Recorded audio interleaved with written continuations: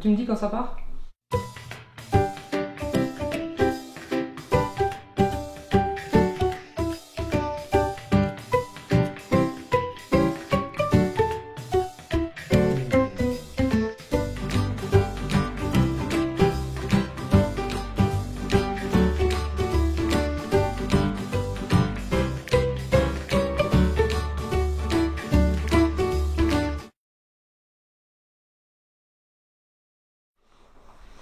Bonjour, je vais vous présenter aujourd'hui un petit livre que j'ai commis il y a quelque temps, Une bibliothèque idéale, que lire de 5 à 11 ans.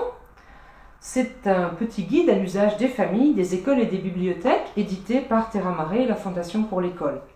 Alors ce petit livre qui tient dans un sac à main ou dans un cartable va être très commode, c'est un petit guide pratique sans prétention mais très utile parce qu'il sélectionne des livres, des bons livres écrits dans une belle langue, en français, bien traduit de langues étrangères, pour les enfants donc de 5 à 11 ans.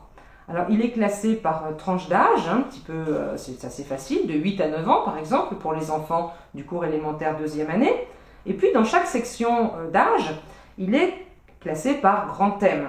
Grands auteurs pour jeunes lecteurs, poésie, nos amis les animaux, contes d'ici et d'ailleurs, romans d'aventure, et quelques pages sont aussi à chaque fois consacrées à la littérature religieuse.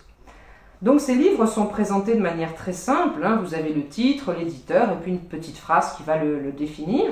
Il reprend les grands classiques d'hier et d'aujourd'hui, encore accessibles bien sûr dans les librairies, et vous pourrez les offrir ainsi à vos enfants, à vos petits-enfants ou les mettre dans la bibliothèque de votre classe. C'est très important de savoir offrir de bons livres aux enfants parce qu'avec un nombre incroyablement élevé de parutions, je crois qu'il y a 60 000 titres jeunesse par an qui sortent en librairie, non, 6 000 titres par an, pardonnez-moi. 6 000 titres par an de littérature jeunesse, c'est énorme, il faut savoir faire le tri. Il y a des livres malsains, des livres malhonnêtes, des livres mal écrits, des livres sans intérêt, des livres vulgaires, et il y a malgré tout, toujours et encore, heureusement, de grands bons titres. Ne serait-ce que les contes, que ce soit les contes de Perrault, les contes de Grimm, les contes d'Andersen, il faut qu'ils soient bien illustrés ces contes. Certains ont des illustrations tellement laides qu'il vaut mieux les cacher. Mais nous avons aussi bien sûr retrouvé les grands titres classiques de la littérature aussi pour les enfants. Bien sûr, on a passé tous les Babar, les Martine et les Caroline, ça ce sont des livres que vous connaissez pour les tout petits. Mais par exemple, connaissez-vous par exemple, je ne sais pas, Pierre et le loup de Prokofiev? Oui, bien sûr. Vous connaissez peut-être encore, je cite un petit peu au hasard, Le pays des 36 000 volontés d'André Mauroy. Voilà un titre qui est beaucoup moins facile à trouver. Et pourtant, quelle aventure cet académicien qui part au royaume de l'enfance où tout n'est pas toujours permis, parce que les bêtises y sont sévèrement, sévèrement punies. Connaissez-vous aussi que puis-je vous citer d'autres? Que puis-je vous citer?